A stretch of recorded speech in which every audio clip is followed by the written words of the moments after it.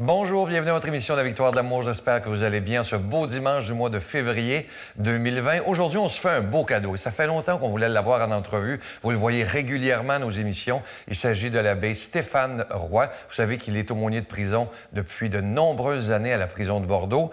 En chanson, Jessica Poulain sera avec nous. L'homélie avec notre ami Emmanuel Roy. La chronique avec le bon père Michel Marie de Paris. Bienvenue à votre émission La Victoire de l'amour.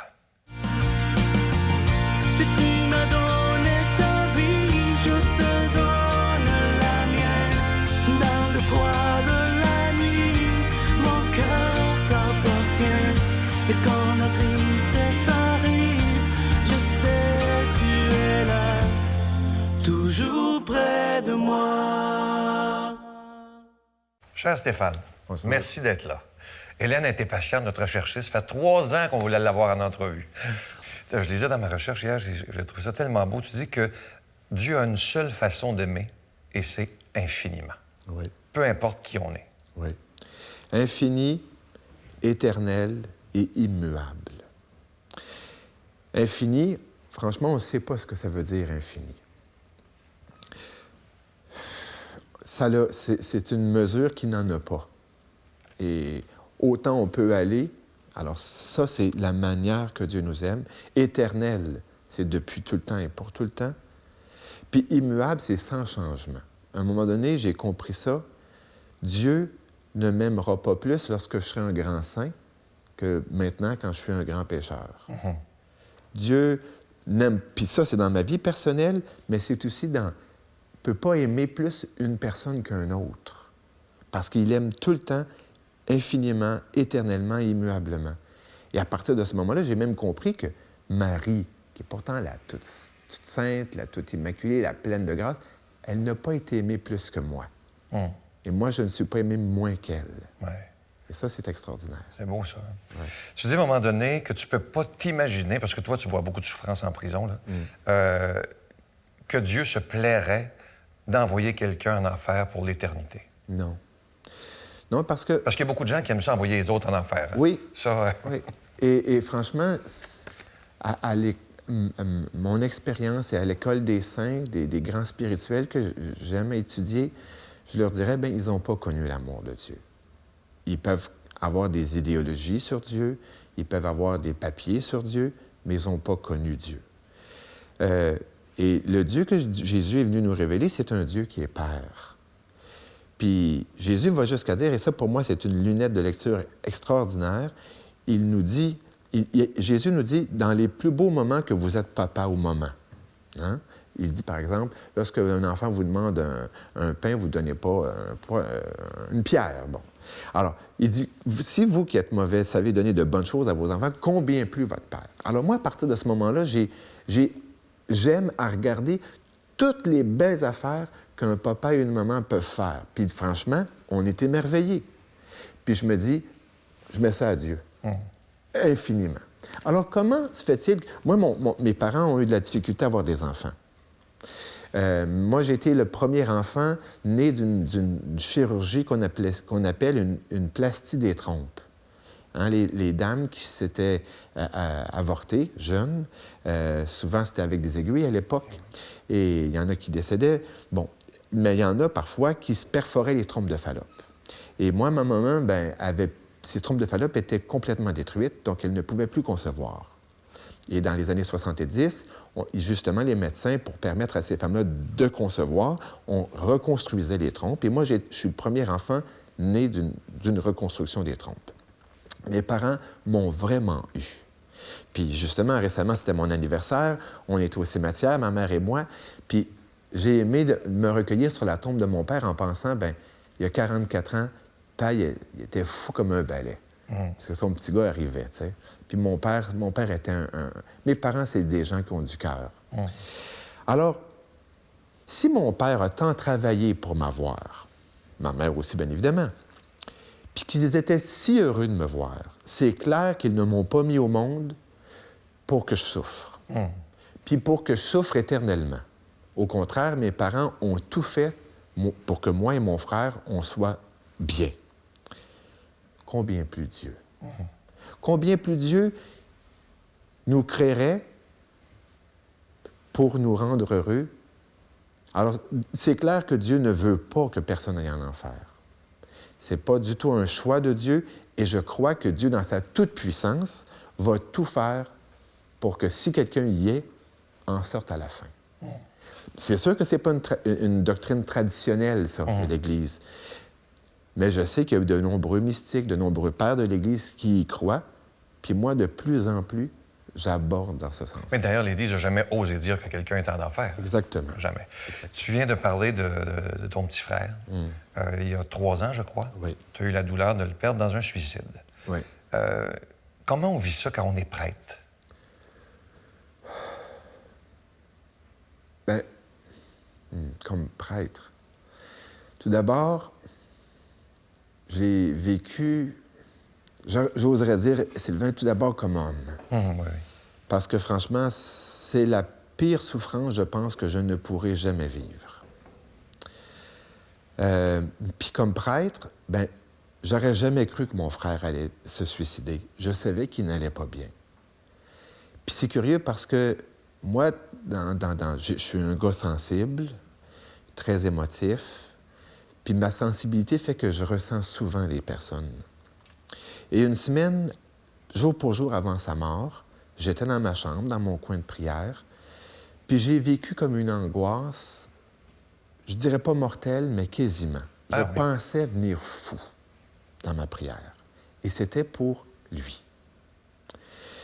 Puis j'ai osé faire une prière que jamais je n'avais faite et je ne ferai pas. Seigneur, pour sauver ce gars-là, je suis prêt à payer le prix. Prends mes bras, prends mes jambes, prends mes yeux, mais sauve-le. Puis ça, franchement, à ma lecture des événements par après, j'ai vu que j'avais vécu comme une agonie. Vraiment, c'était une angoisse vraiment terrible. Puis, une semaine après, Sylvain se suicidait.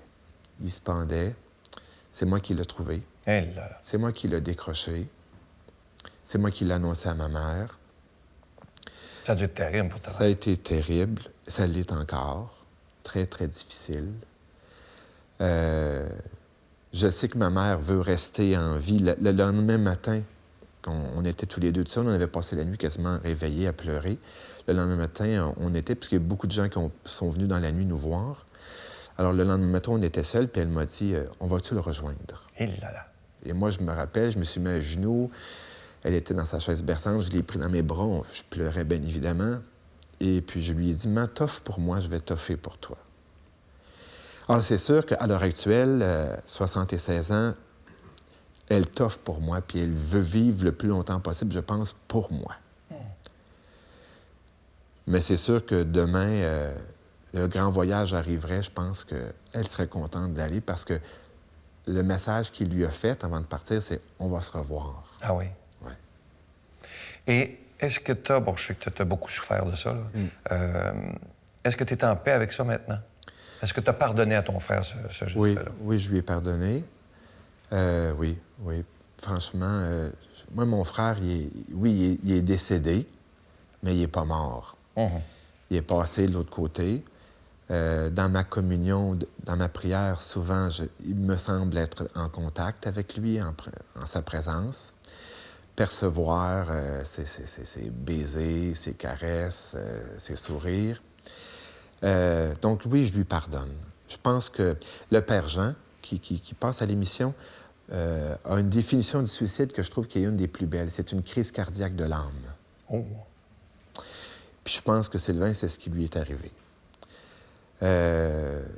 Donc, il n'a pas voulu nous faire du mal. Donc, il n'y a pas faute. Puis je pense que dans l'état qu'il était, il n'était pas pleinement conscient du geste qu'il posait. Donc, bien sûr qu'il il est pardonné. Dieu lui a pardonné, bien évidemment.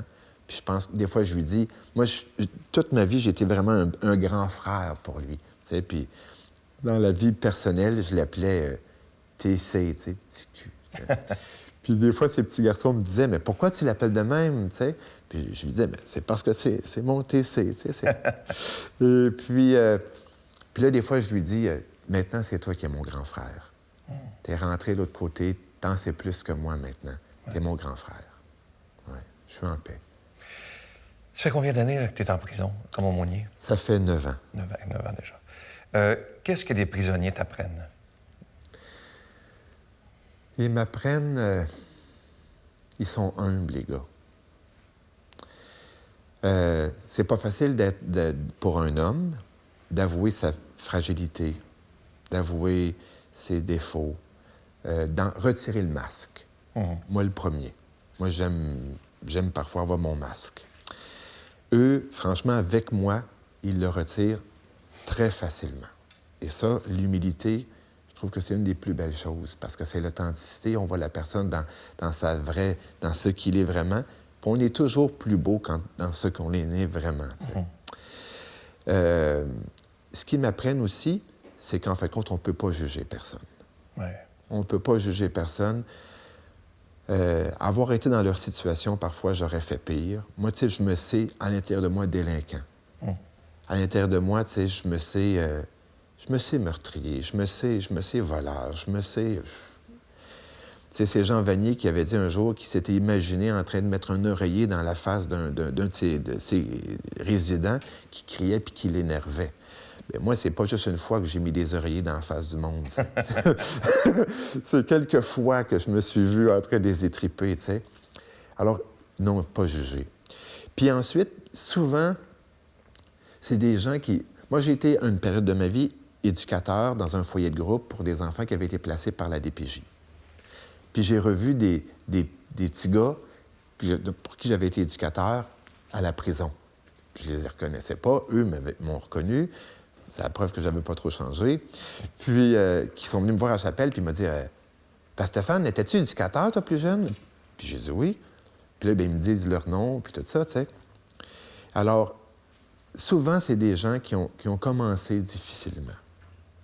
Il y en a qui se sont élevés tout seuls, qui ont été pris en charge par d'autres gangs de rue. Le regard de l'autre est si important. Alors, pour avoir le regard et l'estime d'un autre, on est prêt à faire bien des affaires, tu sais.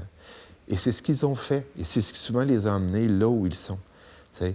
Puis avec la consommation, bien, justement, quand tu deals mal avec tes émotions, tu te gèles de bien des manières.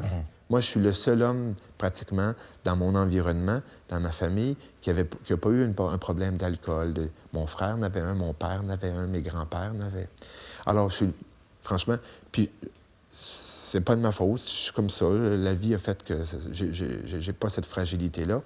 Mais souvent, c'est des gens qui ont des problèmes avec leurs émotions, puis ils gèlent. Puis on sait que ça peut nous amener sur bien des avenues. Il ne me reste pas beaucoup de temps.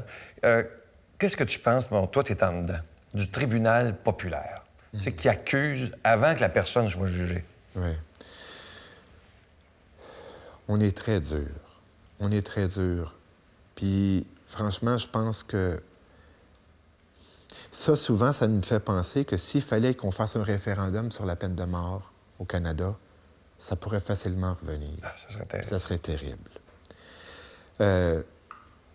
Souvent, les gens, à ce moment-là, ne regardent pas leur propre souffrance. Moi, une de mes diplômes, ça a été ma propre souffrance. Puis je dis souvent aux gens, j'ai plus qu'un baccalauréat.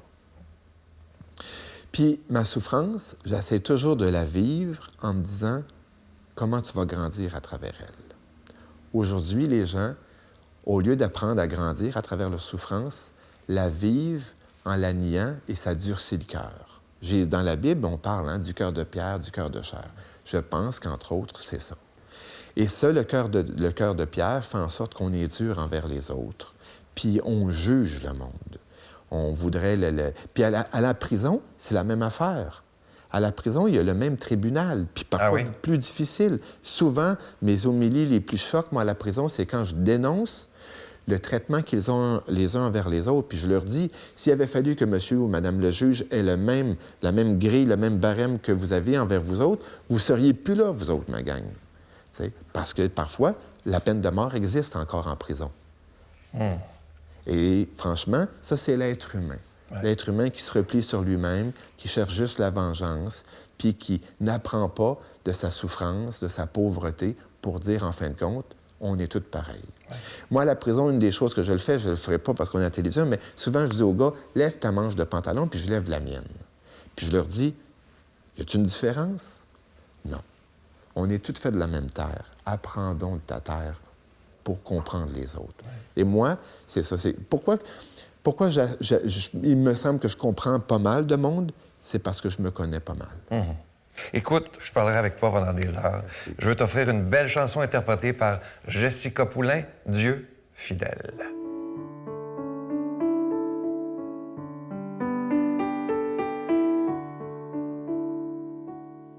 Dieu fidèle, tu ne changes pas. Éternel, mon rocher, ma paix. Dieu puissant, je m'appuie sur toi. Et je crie vers toi, car tu es mon Dieu. Oui, je crie vers toi, j'ai besoin de toi. Tu es mon roc au jour de ma détresse. Et si je tombe, tu me relèves.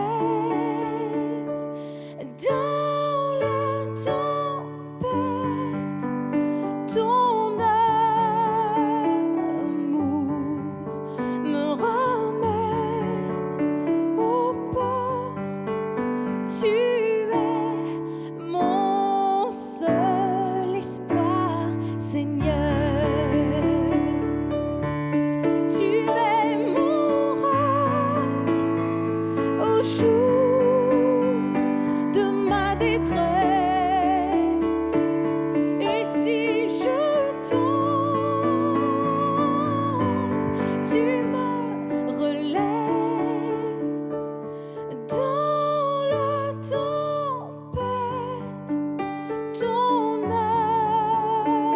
amour me ramène au port.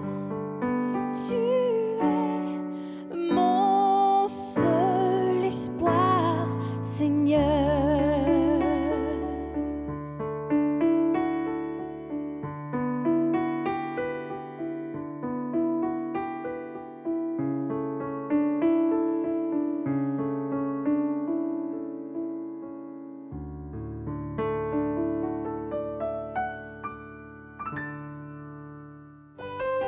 Notre Père qui es aux cieux, que ton nom soit sanctifié, que ton règne vienne, que ta volonté soit faite sur la terre comme au ciel. Donne-nous aujourd'hui notre pain de ce jour. Pardonne-nous nos offenses comme nous pardonnons à ceux qui nous ont offensés. Ne nous laisse pas entrer en tentation, mais délivre-nous du mal, car c'est à toi qu'appartient le règne, la puissance et la gloire pour les siècles des siècles. Amen. Dans le cadre des festivités du 25e anniversaire de la Victoire de l'amour, nous vous invitons à un pèlerinage inoubliable en France, en compagnie du père Michel-Marie Brigitte Bédard, Miguel Padilla et la participation occasionnelle de Sylvain Charon. Nous visiterons Lourdes, Saint-Malo, Mont-Saint-Michel, Lisieux et Paris. Nous assisterons au spectacle musical Bernadette de Lourdes qui attire des foules du monde entier. Célébration eucharistique avec le père Michel-Marie, du 25 septembre au 6 octobre 2020. Information 1-877-277-4412. En compagnie du père Michel Marie, Marcia Pilote, Sœur Angèle, Éloi Gillard, Stéphane Roy, Brigitte Bédard et Sylvain Charon. En chanson, Mélissa Bédard, Georgia Fumanti, Jessica Poulain et Miguel Padilla. Et un mini-spectacle de l'unique Natacha Saint-Pierre et Grégory Turpin. Les 6 et 7 juin 2020 à 13h et 19h à la salle Maurice-Aubry de Sherbrooke. À réserver rapidement au 514-523-4433 ou sans frais au 1-888-811-9291. Je suis tellement content de vous parler de ce magnifique cadeau du mois. Vous savez qu'on est dans le mois de février, le mois de la Saint-Valentin, c'est la fête de l'amour et de l'amitié. Et on a fait préparer un cadeau, vous le voyez à l'écran, c'est une exclusivité de la Victoire de l'amour, fabriquée pour nous. Alors, Il s'appelle le pendentif qui représente l'amour de Dieu. C'est tellement beau. Il y a la petite croix, évidemment, et on voit un cœur. Et à l'intérieur du cœur, il y a 3 petits zircons qui représentent la Trinité. Alors, évidemment, ce pendentif... Ah, et bonne nouvelle, la chaîne est incluse et le bijou, il est déjà béni. Je vous rappelle que c'est avec un don de 25 $. Et si vous en voulez 2, parce que ça se donne bien en cadeau, avec un don de 40 $, je vous donne l'adresse. La Victoire de l'amour, case postale 120, succursale Boucherville à Boucherville, le J4B 5E6, je vous la redonne. La Victoire de l'amour, case postale 120, succursale Boucherville à Boucherville, le J4B 5E6. Également par téléphone, par carte de crédit, du lundi au vendredi, de 8h30 à 16h30 dans le 514-523-4433,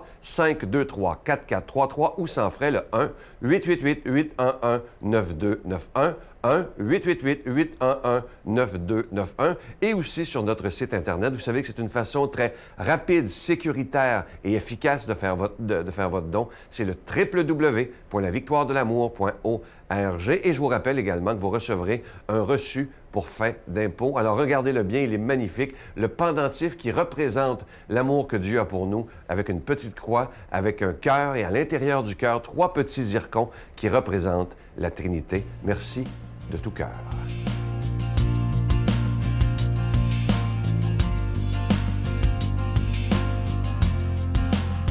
Voilà une belle question à laquelle je suis heureux de répondre. Pourquoi prier pour les autres alors que seule la prière active, c'est-à-dire l'engagement, l'action envers eux, apparaît la plus efficiente? Eh bien, permettez-moi d'abord de vous dire que j'apprécie beaucoup votre expression « la prière active » pour définir l'action, les engagements que nous prenons vis-à-vis des autres. Parce que c'est là avouer que lorsque nous agissons, nous restons en Dieu, ou plus exactement, il reste en nous et il agit donc avec nous. Pour en venir à votre question, qu'il soit bien clair que la prière qui sollicite l'intervention de Dieu pour telle ou telle personne est entendue par le ciel. Le cœur de Dieu est attentif à ce qui jaillit du cœur des hommes et il répond à nos attentes en bouleversant parfois le cours des choses. Ceci dit, lorsque nous prions, nous reprenons aussi conscience que tout ne dépend pas de nous et qu'il est bon de vivre et de désirer ceci ou cela en le soumettant à Dieu qui sait mieux que quiconque pour nous avoir créés ce qu'il nous faut et peut-être plus encore ce qu'il ne nous faut pas. En fait, la prière, ne l'oublions pas, consiste surtout à demander à Dieu ses lumières. Oui, nous lui demandons alors qu'il nous souffle ce que nous devons penser ou faire.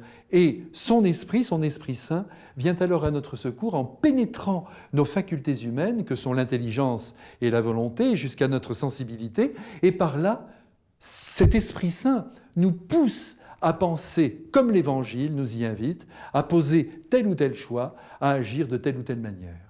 Alors que nous nous unissons à Dieu pour lui demander son aide, se produit en nous un phénomène extraordinaire. Nous sommes littéralement emportés par un faisceau de lumière qui éclaire la route à prendre ou l'acte à vivre. Mais ce que je vous dis là, il faut évidemment le vivre pour le comprendre. Enfin, je rappelle que la prière n'a pas pour fin première de venir nous aider dans notre cheminement humain, mais de nous permettre plus simplement de nous tenir par l'amour en présence de Dieu notre Père, de Jésus son Fils, de Marie sa mère. Trop souvent, nous demeurons dans une vision utilitariste de la prière et par là, nous la profanons. Certes, Dieu, comme un bon Père, est heureux de nous aider, mais il veut d'abord que par la prière, un véritable échange d'amour puisse s'établir entre lui et nous. À bientôt, bonne prière. Je continuerai à croire, même si tout le monde perd espoir. Je continuerai à aimer, même si les autres parlent de haine. Je continuerai à construire, même si les autres détruisent. Je continuerai à parler de paix, même au milieu d'une guerre. Je dessinerai des sourires sur des visages en larmes et je tendrai les bras à ceux qui se sentent épuisés. Oui, je continuerai à croire.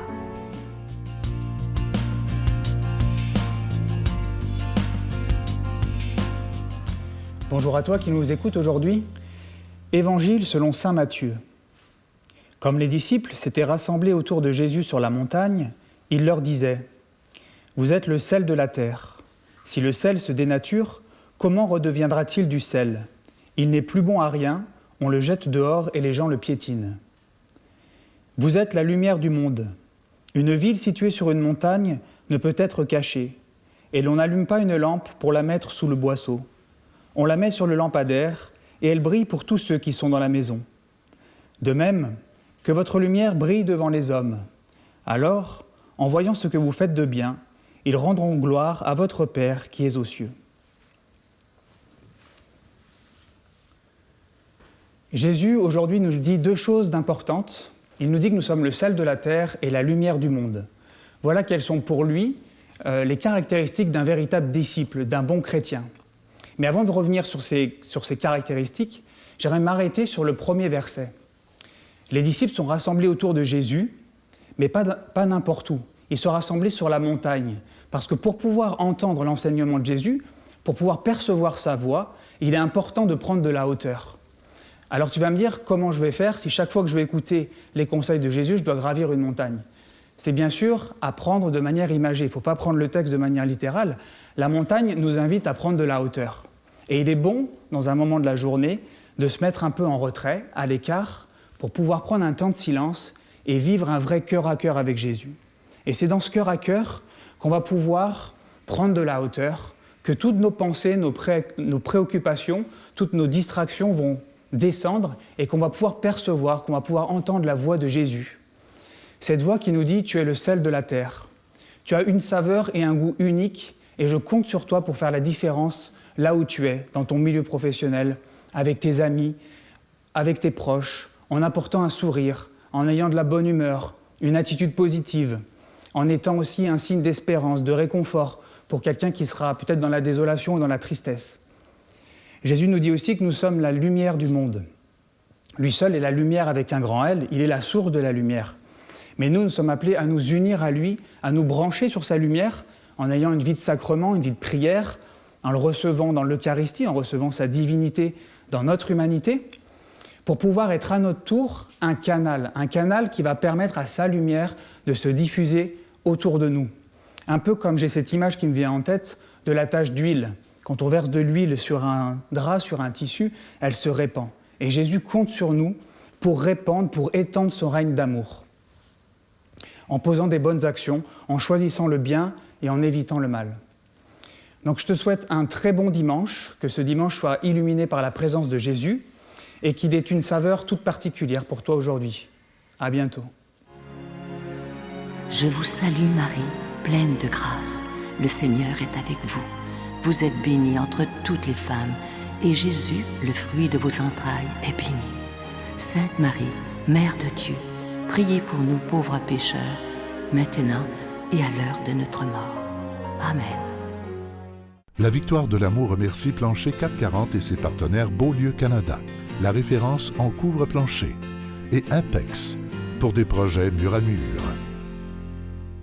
Avant de se quitter, j'aimerais demander à Stéphane de nous bénir, mais d'une façon particulière, évidemment, nous bénir tous, mais d'une façon particulière, tous ceux qui n'en peuvent plus présentement et qui vivent des moments extrêmement difficiles. Stéphane.